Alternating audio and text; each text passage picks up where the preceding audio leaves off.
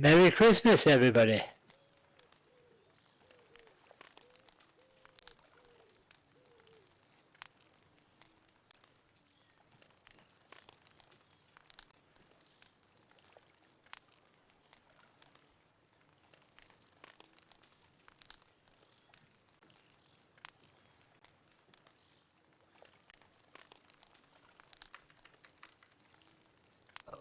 This headset.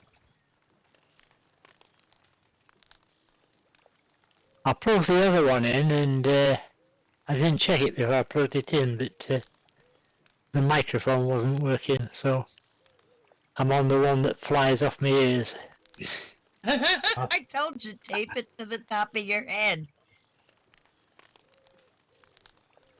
The crap design, that's why. Tape it to the top of your head. Yes, dear. Oh.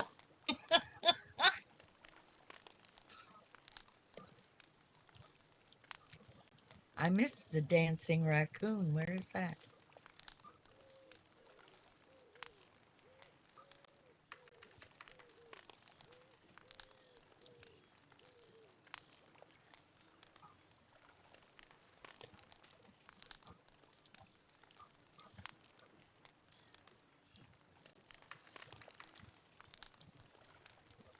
Now I have to find you and him.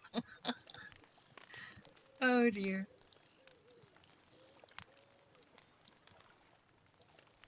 I think it's next to one of the Socrates.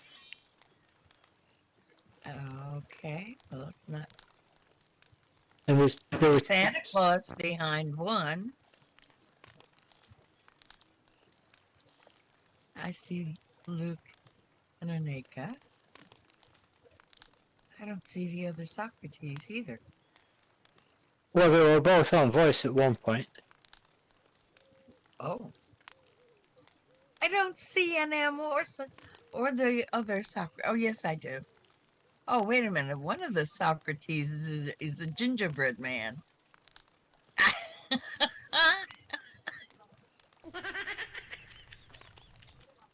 But I don't see NM.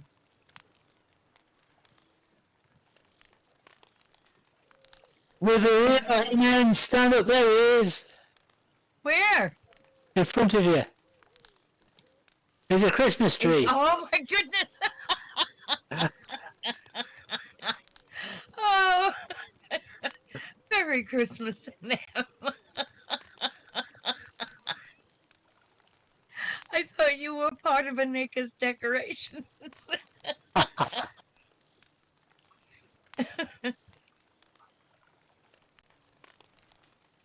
Well, you are lovely.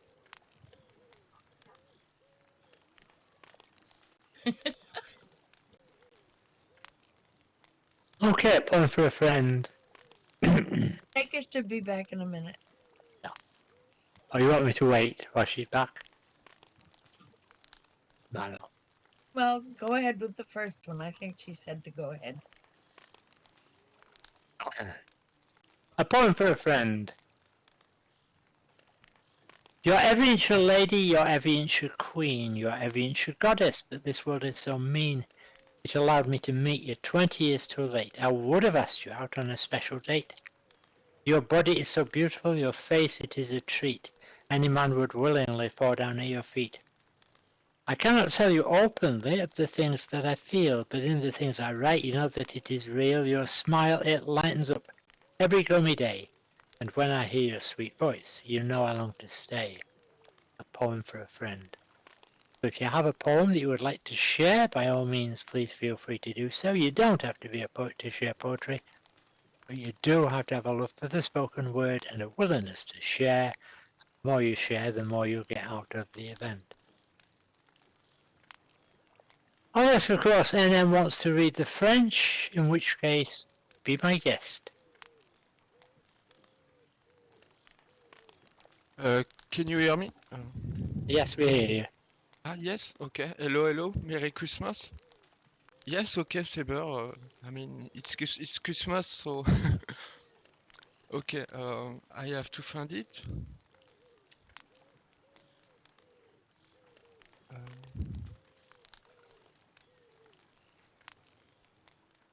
if I put it in English.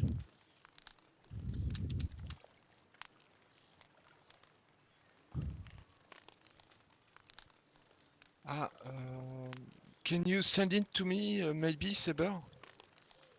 Just bear with me a minute, and then. Sorry, yes, I cannot find it. I put friend, I put the title, but I cannot find it.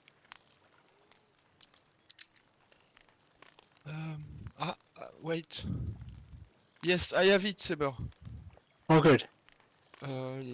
Yeah. Because it's difficult for me to find things in Second Life because of my eyesight now.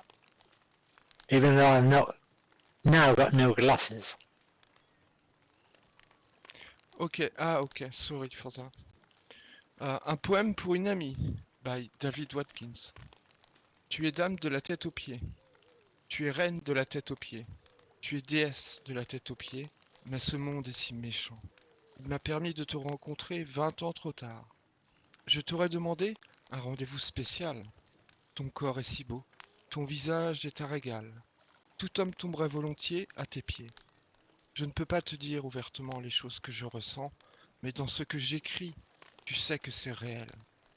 Ton sourire éclaircit chaque jour sombre, et quand j'entends ta douce voix, tu sais que je me languis de rester.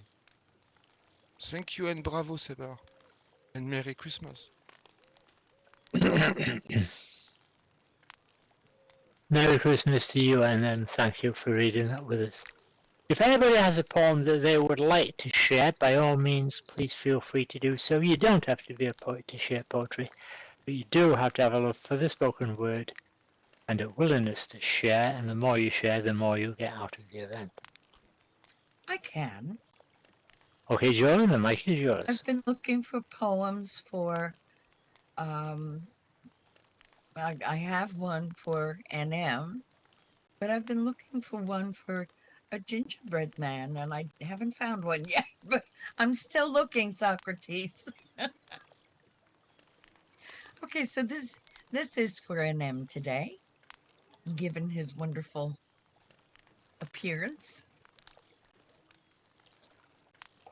This is by Robert W. Service. It's called The Christmas Tree.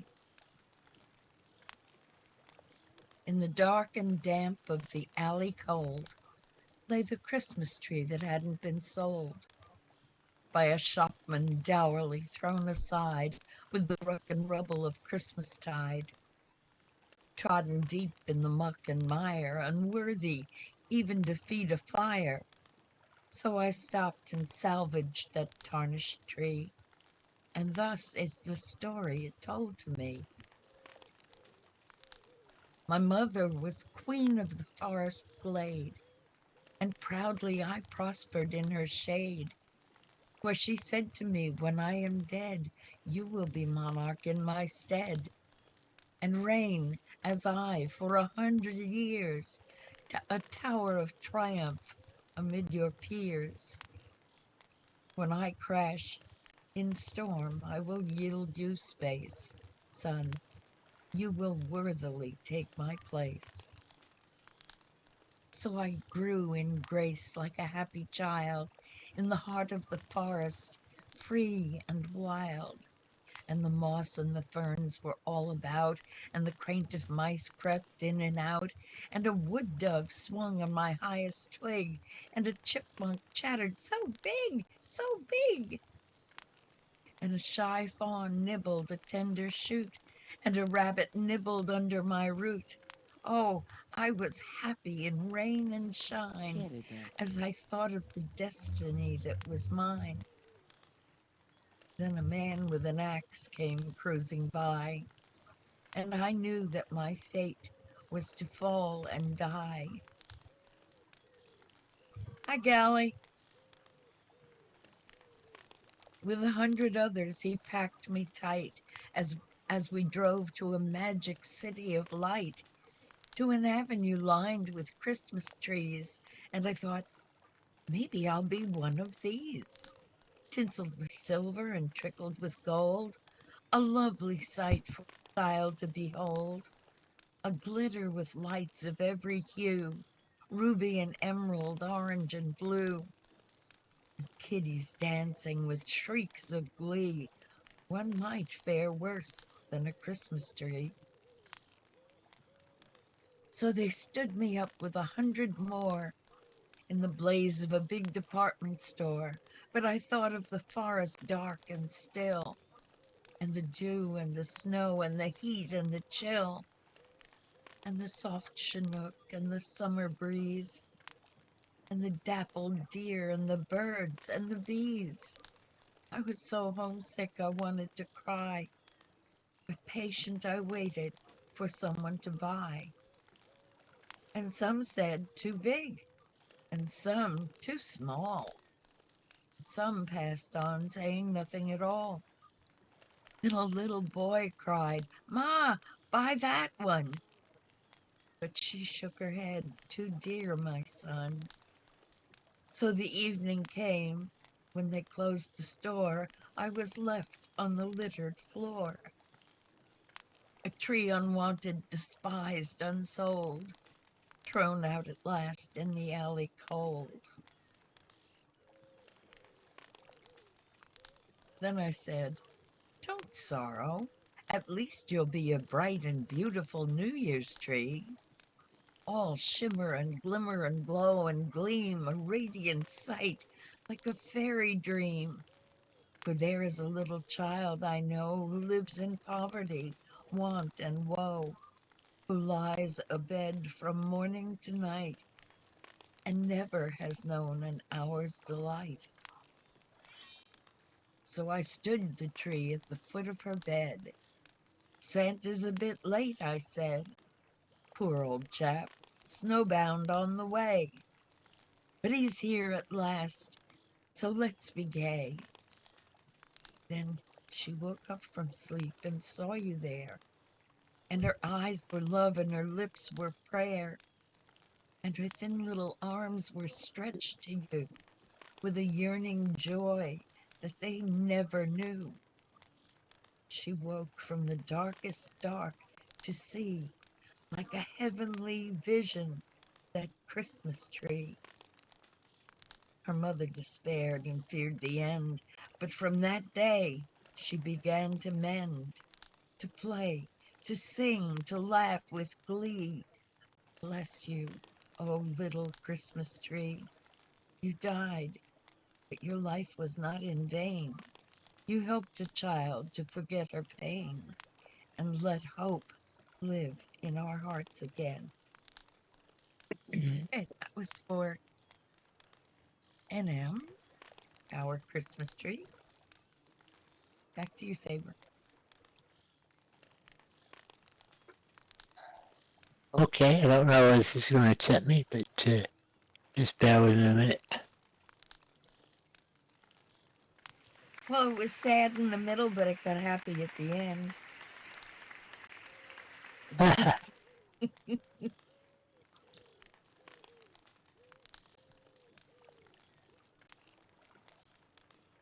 Gally, Okay, but 1 second, I'm sorry, Gally, you came in the middle of that. Would you like me to put it in chat or send you the note card?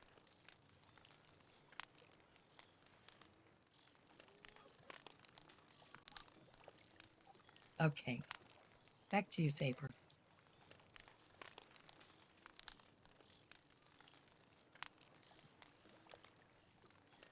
we're over in Short Hills, New Jersey, 8 a.m. by Russ K. I'm not even sure where it is, but Did you pick that one? we use the word K. No. This is about Black Lives Matter, about how people of color are treated differently by the police and how frightening it is just to be pulled over by a cop. You Right. don't want that. There is one thing below that for a gay friend. I don't know who wrote it. Okay, I've got to wait while it gets bigger.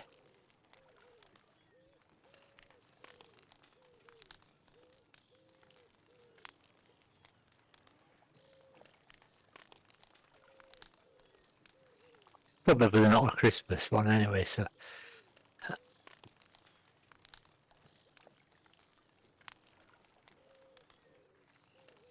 For a gay friend, the blind are all around you, groping through the velvet darkness, fingers clinging to the thickening hair, content with sightlessness. They know what love is, know the rules that God created Adam in his image, then made woman. So they don't see these wild, exotic strangers saddled in their horses of the night to ride with eyes wide open towards a truer, liberating light. They gallop, crunching crystals from the sparkling air, riding to catch the moonlight in their eyes, and gathering their elemented love in blinding radiance as the dark dies, a love that shouts its name with pride, a love as wondrous as the unicorns they ride. And I don't know who wrote it, but D for a gay friend. Let me just click on that and click properties.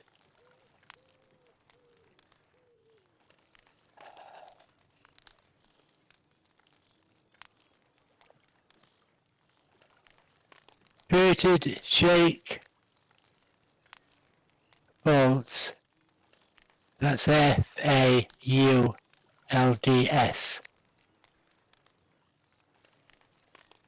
in 2010. So if you have a poem that you would like to share, by all means, please feel free to do so. You have to be careful with certain words, including gay. But then again, if you have a poem that you would like to share, we would love to hear it. You don't have to be a poet to share poetry, but you do have to have a love for this. Okay, and Aneka, the mic. Thank you.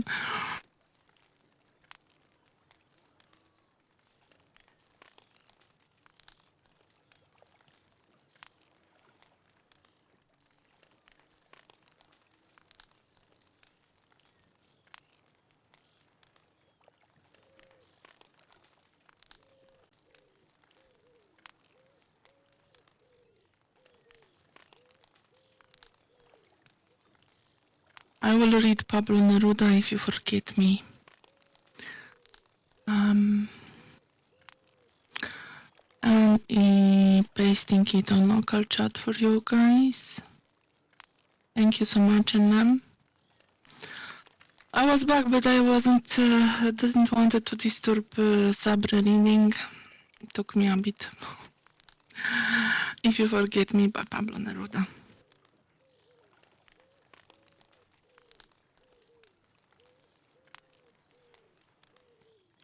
I want you to know one thing. You know who this is. If I look at the crystal moon, at the red branch of the slow autumn, at my window, if I touch near the fire the impala blush, or the wrinkled body of the log, everything carries me to you.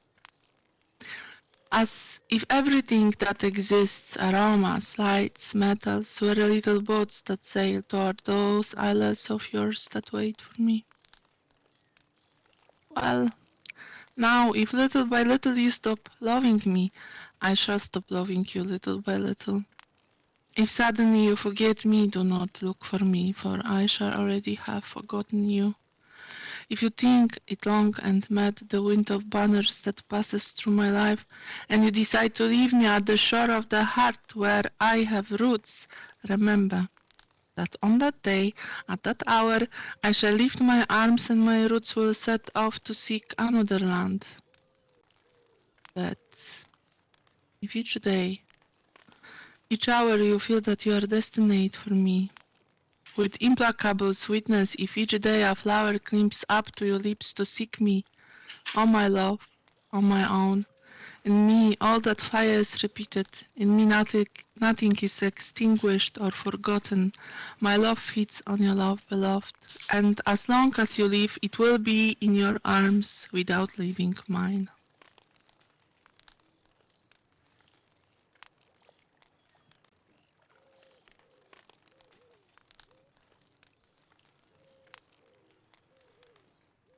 Thank you, Aneka, for sharing that with us. If anybody has a poem that they would like to share, by all means, please feel free to do so. You don't have to be a poet to share poetry, but you do have to have a love for the spoken word and a willingness to share. And the more you share, the more you'll get out of the event. Copy that. I can read one. Okay, Jolie, the mic is yours. All right. Apologies to Socrates because all the poems I found about gingerbread men were really bad poems. I found one that has gingerbread in it. That's all right, but it's kind of sad. So this is not directly reference to you. This is a poem. Let's see. I have to read it from chat. I just copied it from. All right, I'll put that up.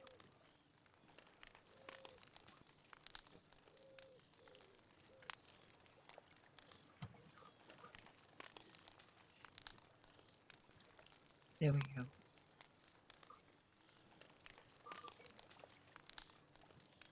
My voice is on, right? I can't see my screen right now.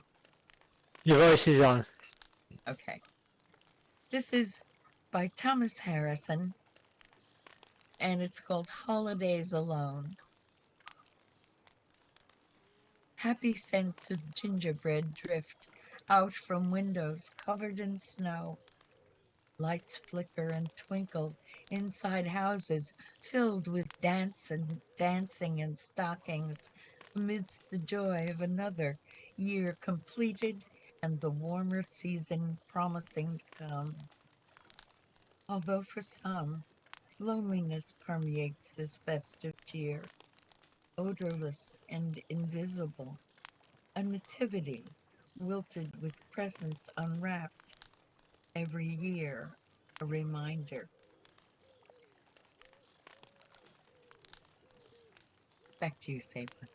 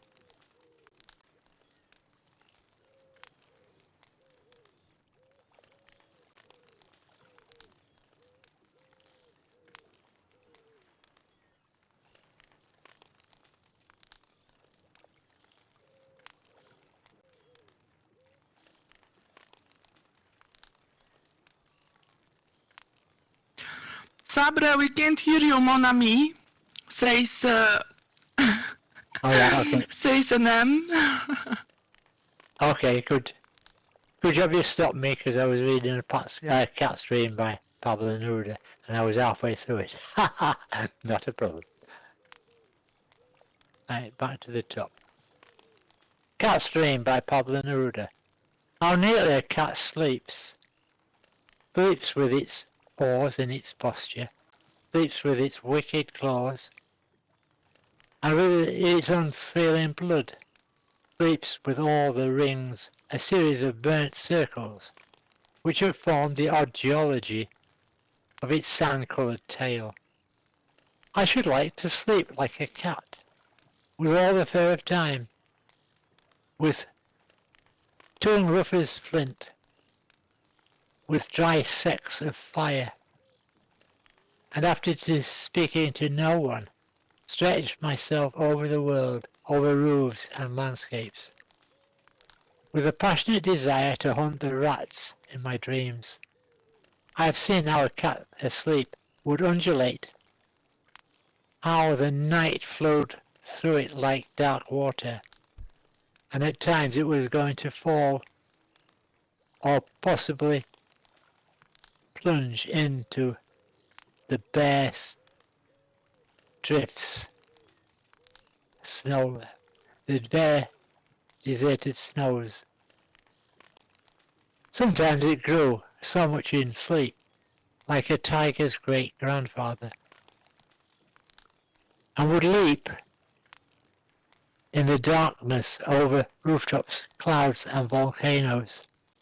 Sleep, sleep, cat of the night, with episcopal ceremony, and your stone-carved moustache. Take care of all our dreams. Control the obscurity of our slumbering prowess with your relentless heart and the great ruff of your tail. That's a cat stream by Pablo Neruda.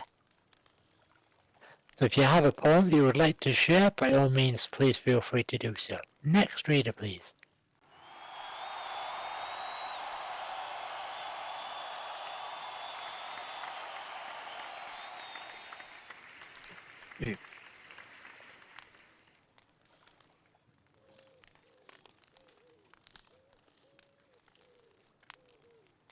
Well, seeing as Socrates is here, put that one to one side and pick the other folder up. He likes this folder. So, does anybody have a poem that they would like to share? You don't have to be a poet to share poetry, but you do have to have a love for the spoken word and a willingness to share, and the more you share, the more you'll get out of the event. The only problem with this folder that I've got on my knee now, although I do have a folder called cats, I don't always have them all in the same order. A Cat by Edward Thomas. She had a name among the children, but no one loved, though someone owned her. Locked her out of doors at bedtime, and had her kittens duly drowned. In spring, nevertheless, this cat ate blackbirds, thrushes, nightingales, and birds of bright voice and plume and flight, as well as scraps from neighbours' pails. I loathed and hated her for this. One speck of a thrush's breast was worth 1,000,000 such, and yet she lived long, till God gave her rest. That's A Cat's Dream by Edward Thomas. So if you have a poem that you want to share, by all means, please feel free to do so. Next reader, please. Can read another one. Okay, Nathan, the mic is yours. Thank you. Guys, I will read Bukowski because it has been a long time since I read last time Bukowski's poem. And I like this particular one that he wrote about writers. What was the topic of it? Okay, I have it. Have it pasting in the local chat for you guys.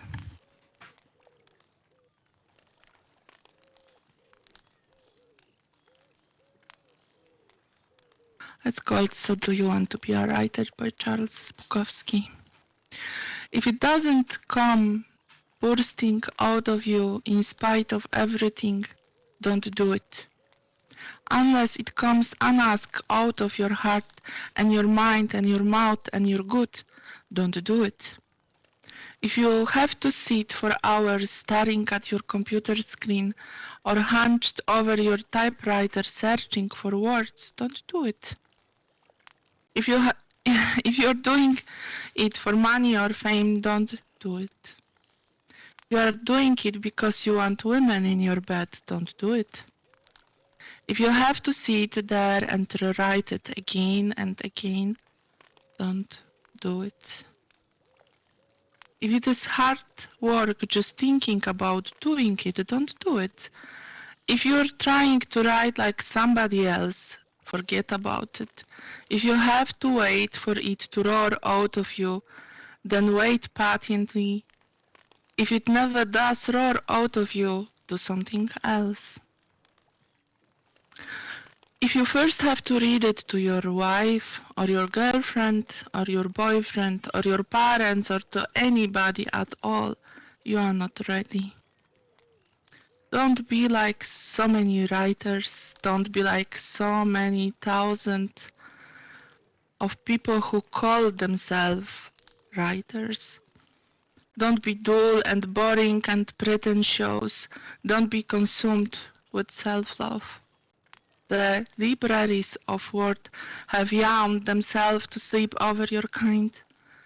Don't add to that. Don't do it.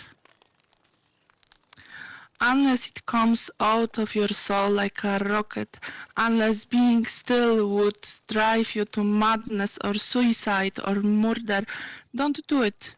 Unless the sun inside you is burning your good, don't do it. When it is truly time, and if you have been chosen, it will do it by itself, and it will keep on doing it until you die or it dies in you. There is no other way, and there never was. Why you laughing, Jolly? Why you laughing? You I have was a counter. laughing at something before you started the poem. You I have a wasn't counter. laughing at you.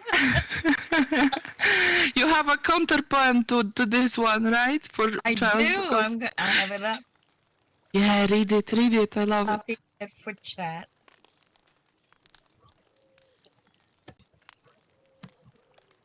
There you go.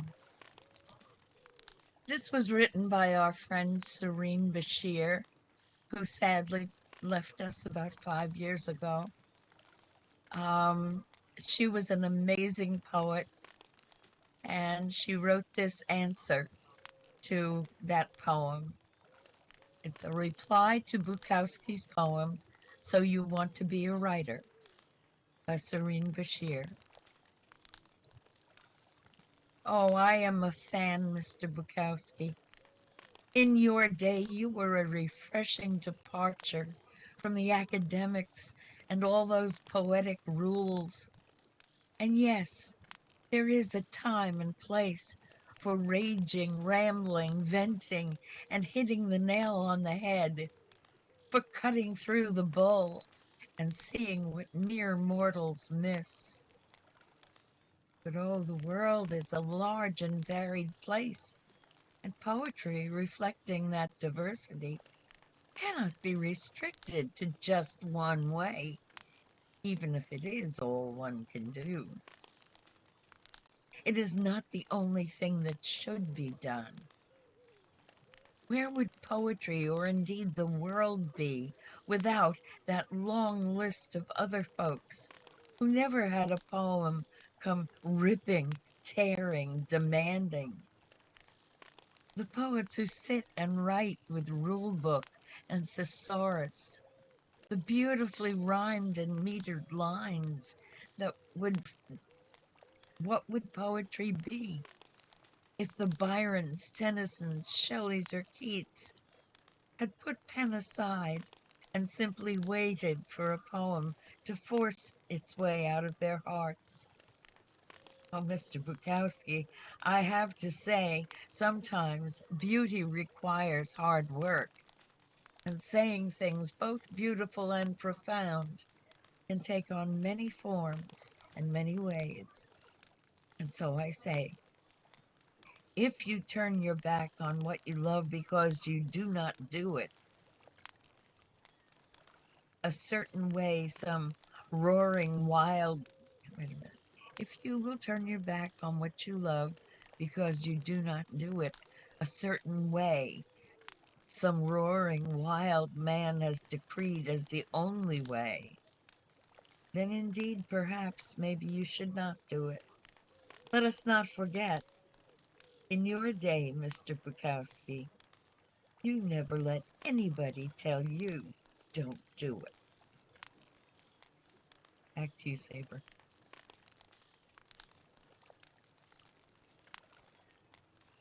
Thank you, Jolie, for sharing that with us. Now, I can't put this in local chat because it's on a folder in front of me, although I do have it on the internet somewhere. The Cat by Charles Baudelaire. Come, superb cat, to my amorous heart, hold back the talons of your paws. Let me gaze into your beautiful eyes of metal and aggregate. With my fingers leisurely caress you, your head, and your elastic back. And when my hands tingle with the pleasure of feeling your electric body, in spirit I see my woman, her gaze like your own. Amiable beast, profound and cold, cuts and cleaves like a dart. And from her head down to her feet, a subtle air of dangerous perfume floats about her dusky body. And that's by translated by William Aguilar in The Flowers of Evil, Fresno, California Academy Library Guild in 1954. It's since been done by someone else as well, but I like this version. I don't know the other version. So if you have a poem that you would like to share, by all means, please feel free to do so. Does anybody have a poem that they would like to share?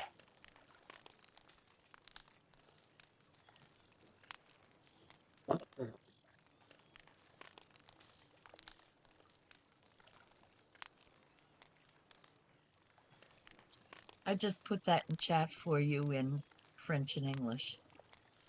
Thank you, Jolie. You're welcome.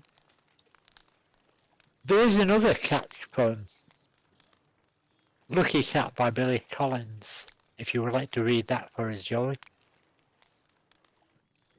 I don't think I have it. I have another one I wanted to read. So if you want to read that, go ahead.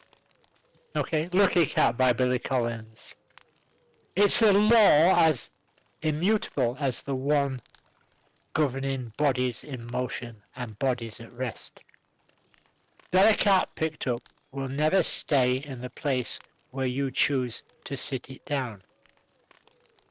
I bet you'd be happy on the sofa of this hassock or this knitted throw pillow are a few examples of bets you are bound to lose.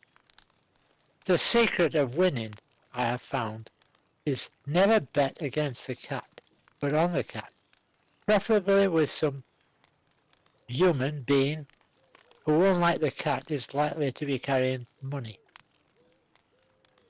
And I cannot think of a better time to thank our cat for her obedience to that law. thus turning me into a consistent winner. She's a pure black one, quite impossible to photograph, and prone to disappearing into the night, or even into the thin shadows of the noon. Such an amorphic blob of blackness is she. The only way to tell she's approaching is to notice the two little yellow circles of her eyes. Then one circle when she's walking away with her tail raised high, something like the lantern signal from of Paul Revere, American silversmith and galloping patriarch.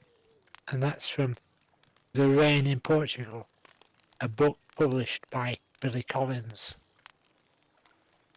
So if you have a poem you would like to share, by all means, please feel free to do so. No, okay, Jolie, the mic is yours.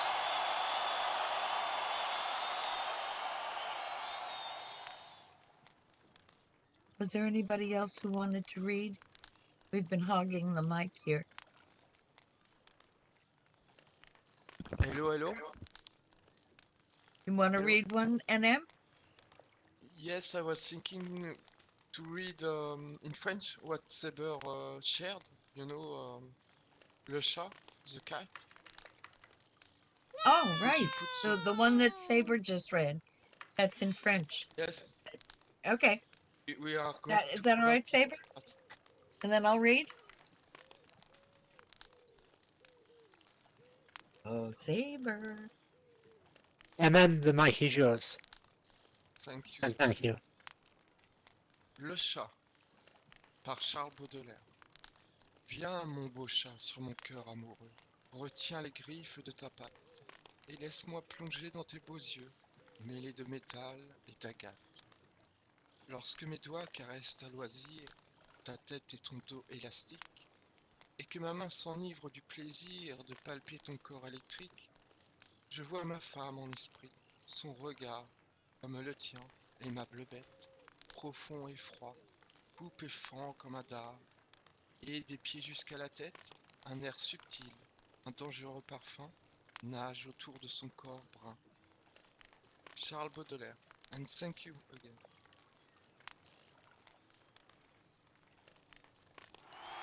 Thank you, NM, for sharing that with us. If anybody has a... Oh, Jolie, the mic is yours.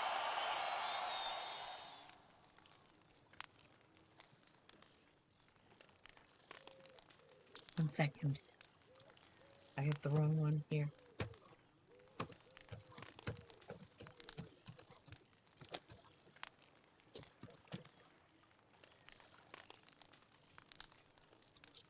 Okay. I like this one better. I had pulled one up by T.S. Eliot, but I like this one better, also by T.S. Eliot.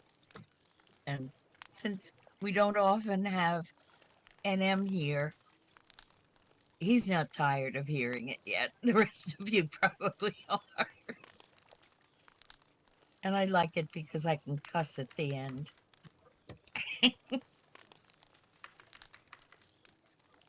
The naming of cats. Oh, shoot. Just copied it on my... What did I do here? One second. Oh, dear. 1 second, please.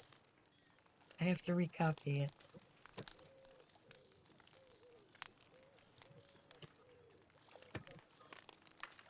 Oh, thank you. All right, Aneka. I'm sorry, I gotta call you Aneka. I get too confused.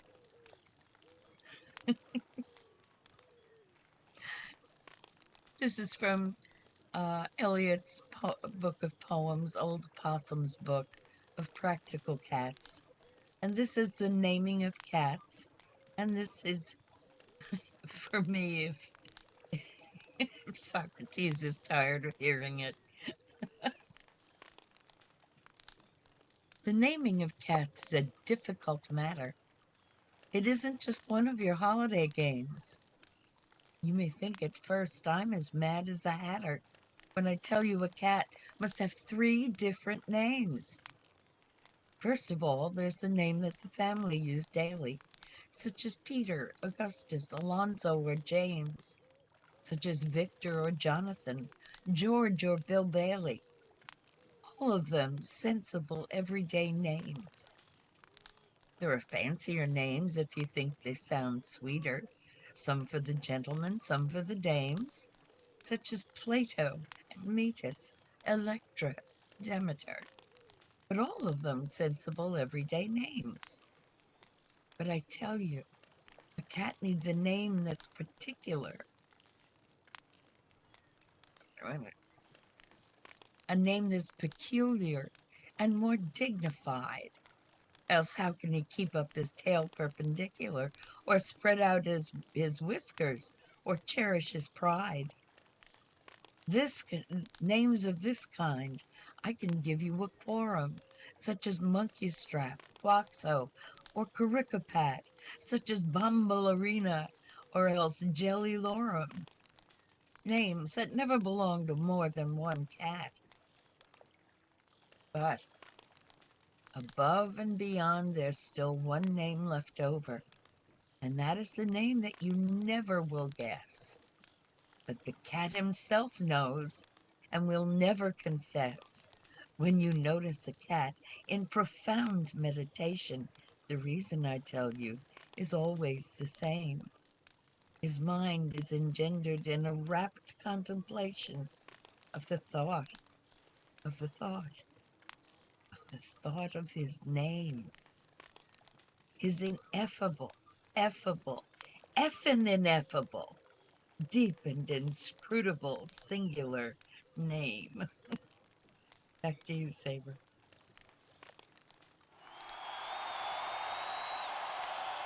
Thank you, Jolie, for sharing that with us. If anybody has a poem that they would like to share, by all means, please feel free to do so. You don't have to be a poet to share poetry, but you do have to have a love for the spoken word and a willingness to share. And the more you share, the more you get out of the event. Macavity the Mystery Cat by T.S. Eliot.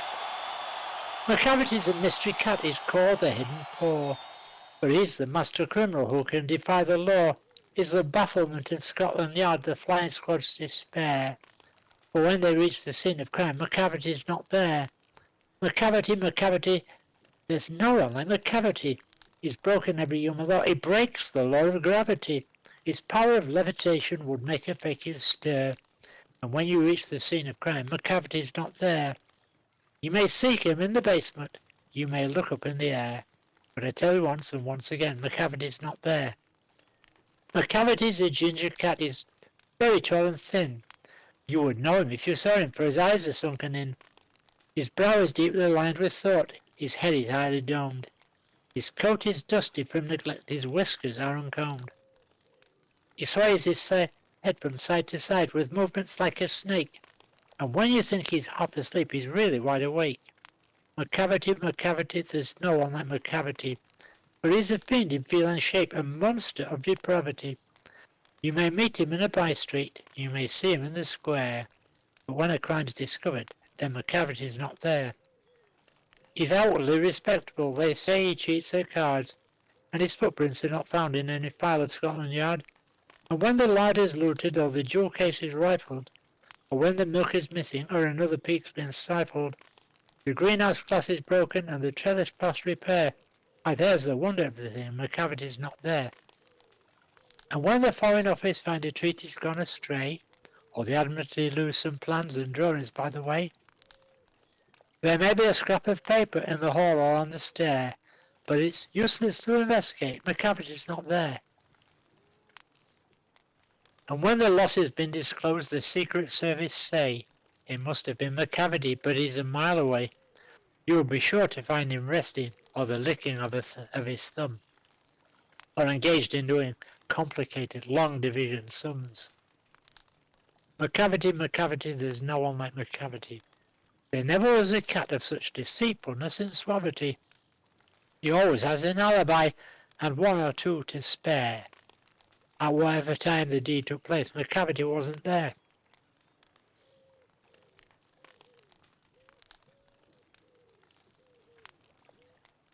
And they say that all the cats whose wicked deeds are widely known.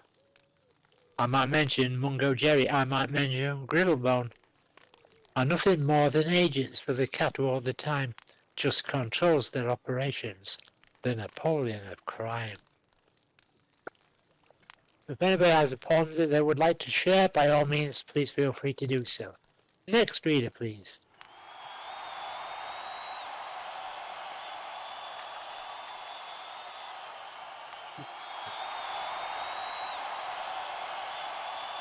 Gali is dreaming while sitting here, listening to cat poems. She reads and she have a very sweet voice, but I'm not sure if she wants to read now. However, I can read if no one else wants.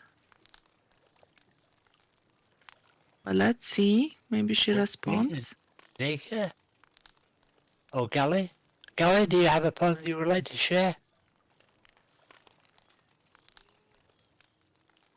She's shy.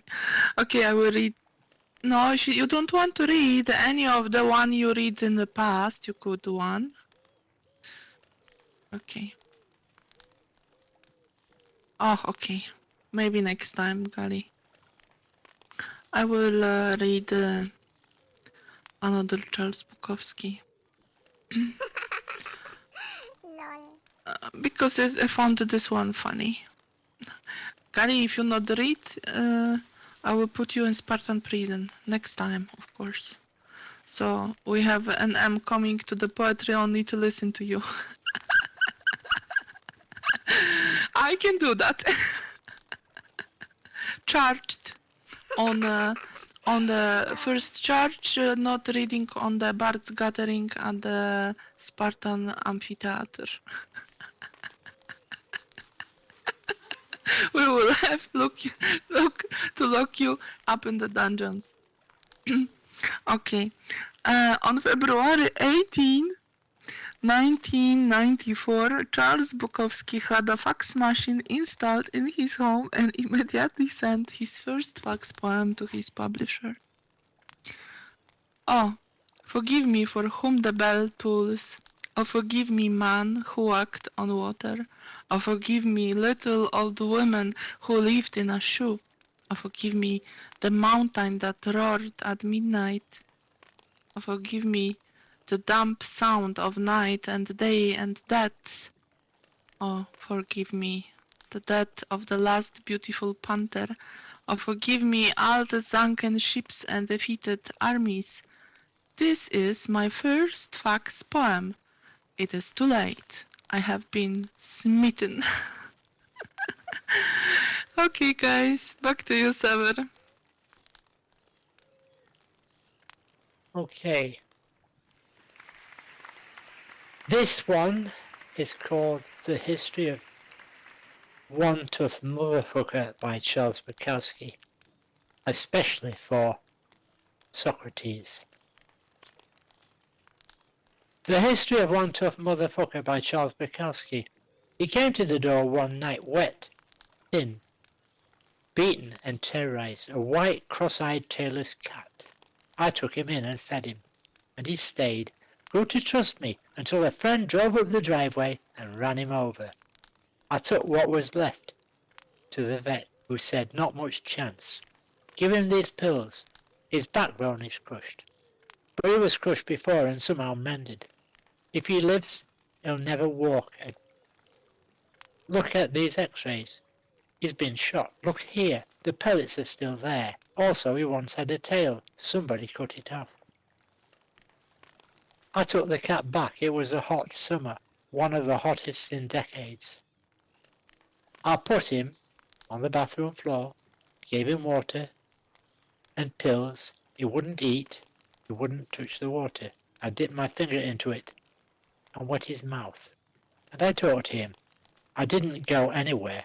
I put in a lot of bathroom time and talked to him and gently touched him. And he looked back at me with those pale blue crossed eyes, and as the days went by he made his first move. Dragging himself forward by his front legs, the rear ones wouldn't work. He made it to the litter box, crawled over and in.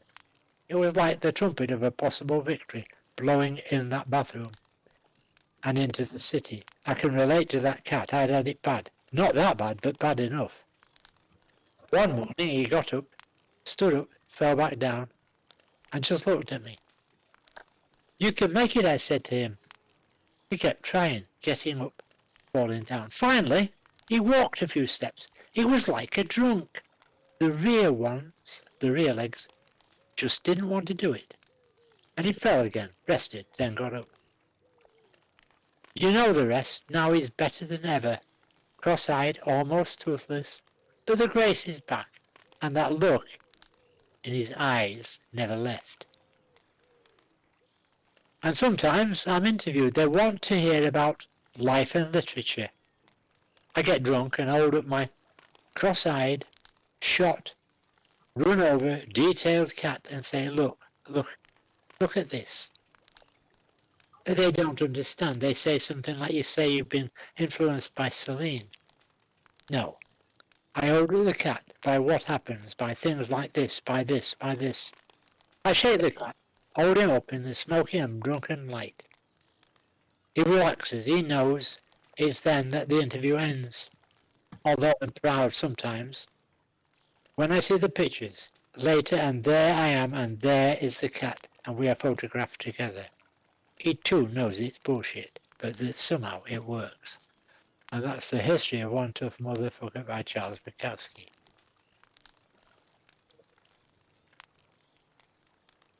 I don't know if Reneka has another meeting after this, or...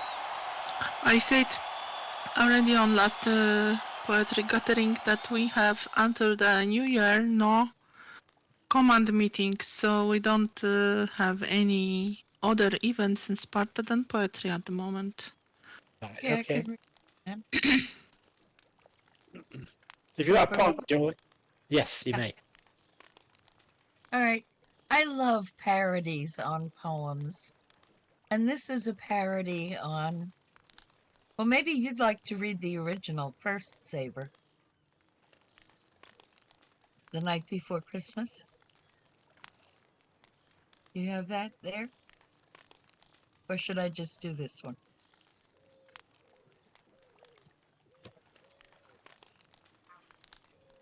You're not answering.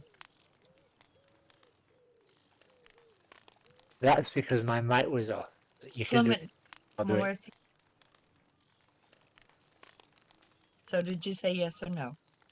Yes. Okay.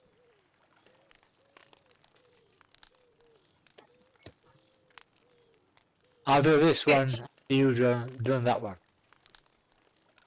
All right. You do the original, then I'll do the parody. Okay. A Visit from St. Nicholas by Clement Clark Moore. 'Twas the night before Christmas when all through the house not a creature was stirring, not even a mouse. The stockings were hung by the chimney with care, in the hope that St. Nicholas soon would be there. The children were nestled all snug in their beds, while visions of sugar plums danced in their head, and Mamma in a kerchief and me in my cap had just settled our reins for a long winter's nap. When out on the lawn there arose such a clatter, I sprang from the bed to see what was the matter. Away to the window I flew like a flash, tore open the shutters and threw up the sash. The moon on the breast of the new-fallen snow gave the lustre of midday to the objects below, when what to my wondering eyes should appear but a miniature sleigh with 8 tiny reindeer, with a little old driver, so lively and quick I knew in a moment it must be St. Nick. More rapid than eagles these coursers they came, and he whistles and shouted and called them by name. Now dance, sir.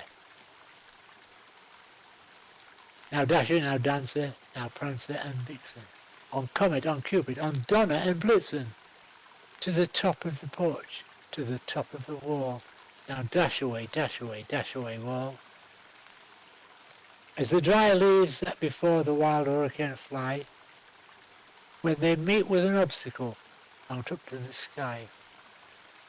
So up to the housetops, the coursers they flew, with a sledge full of toys in St. Nicholas too.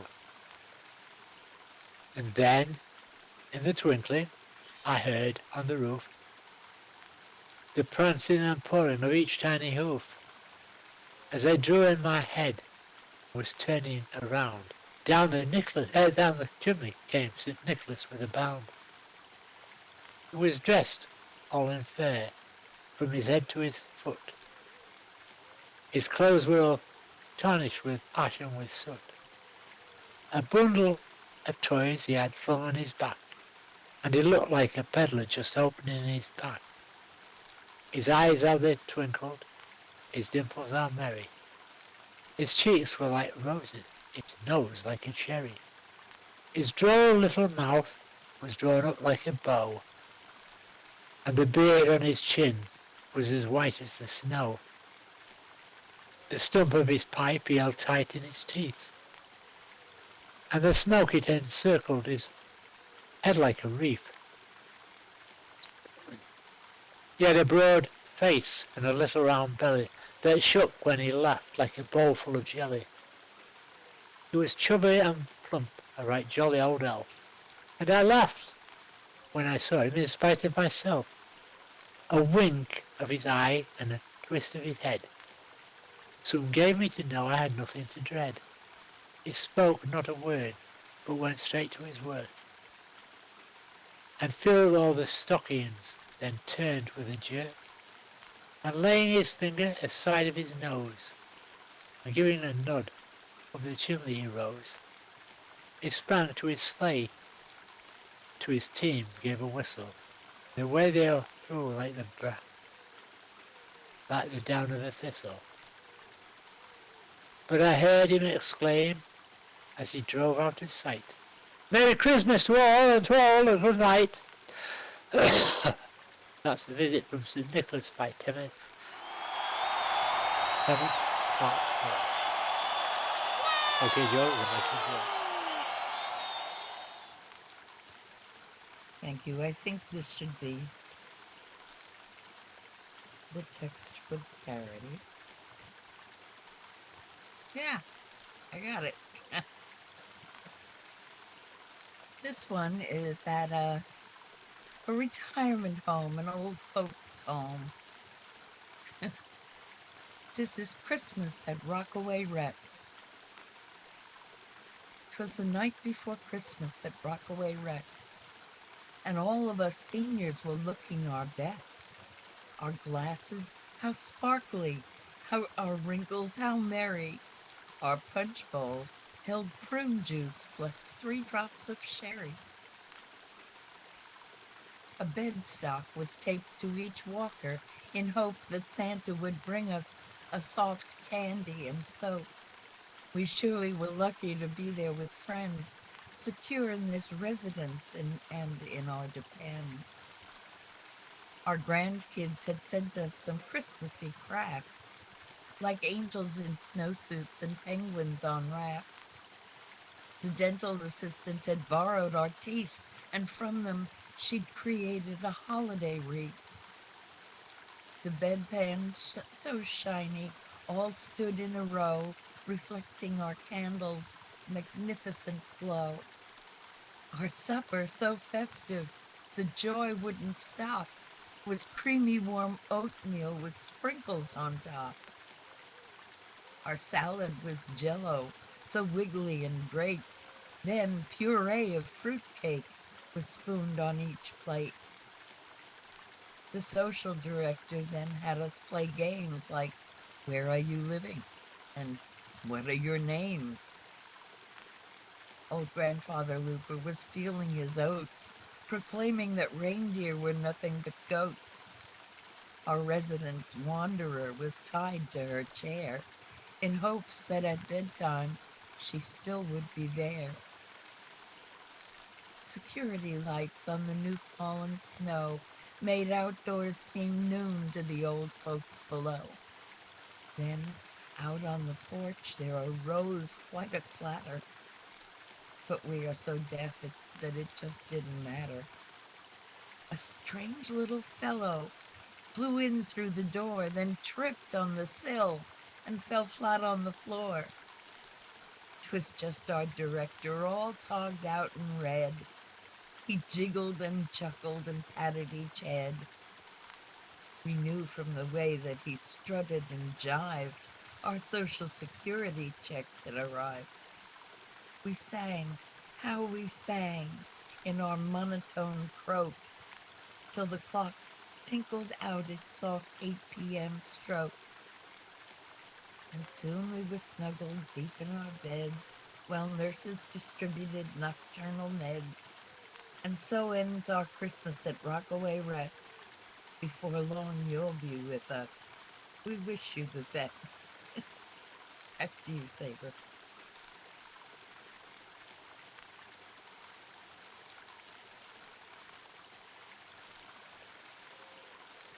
How do I follow that? Well, when I find it, I'll do it. Ulysses by Alfred Lord Tennyson. So if it's a bit long,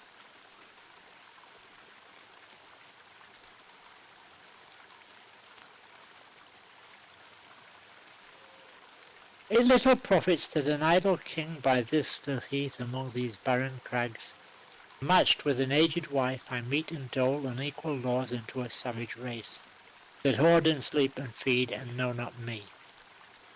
I cannot rest from travel. I would drink life to the lees. All times I have enjoyed greatly, have suffered greatly, both with those that loved me and alone on shore, when through the scudding drifts the rainy Hades vexed the dim sea, and become a name for always roaming with a hungry heart. Much have I seen and known, cities of men, planets, councils, governments, myself not least, but honoured of them all. Then you just take that off of here a bit.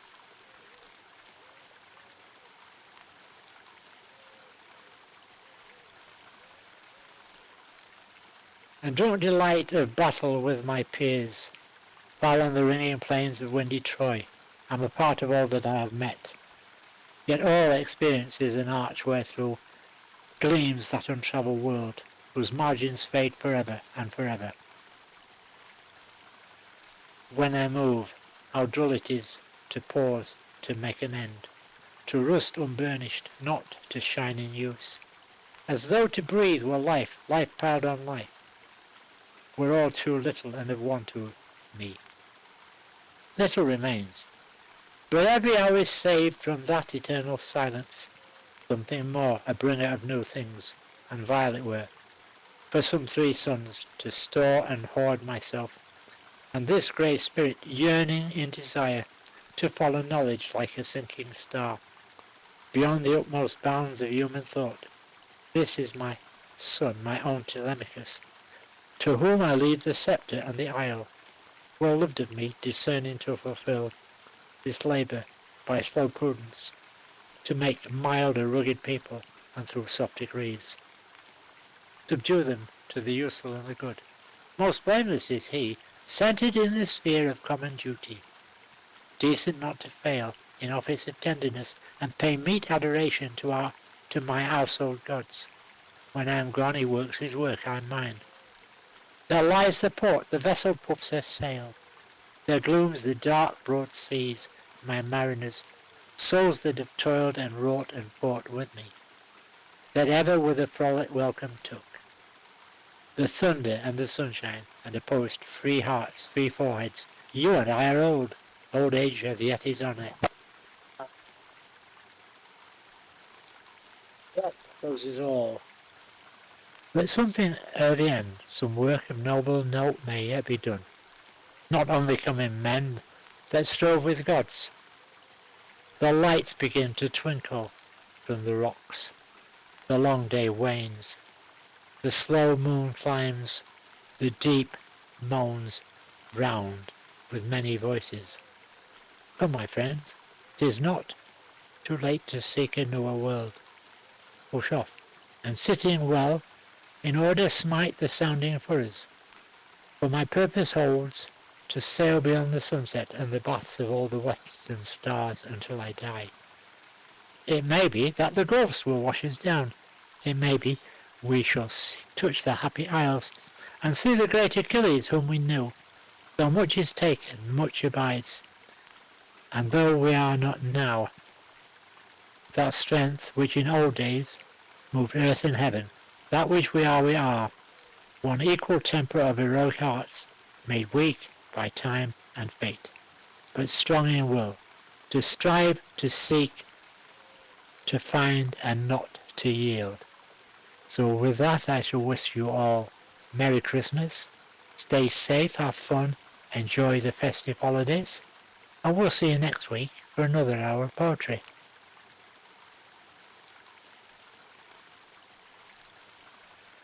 Thank you to everyone for coming and sharing. Stay safe. Or at 12 o'clock.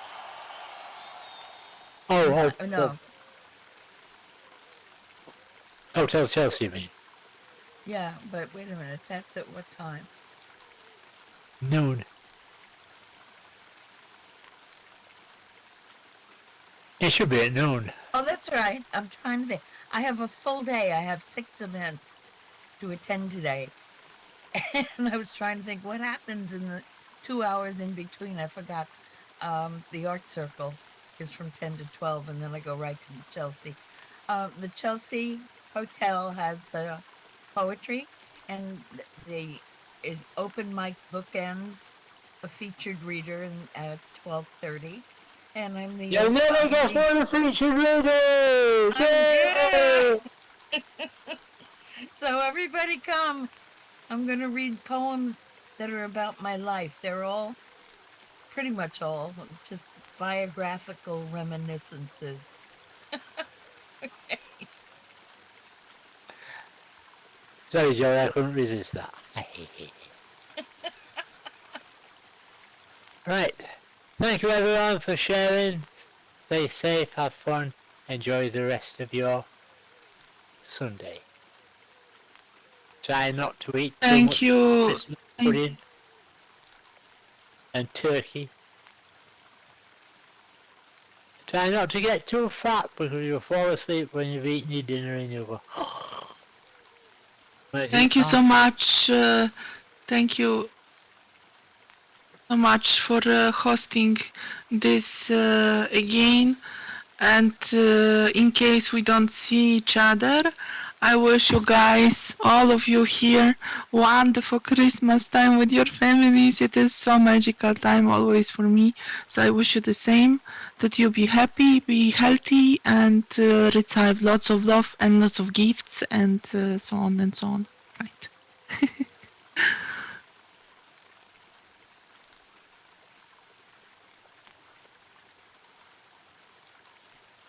Have everyone hear me? No? You're silent, guys. We heard you and AK, my mic was off. Stay safe everyone. Have fun. If you can't be good, be careful.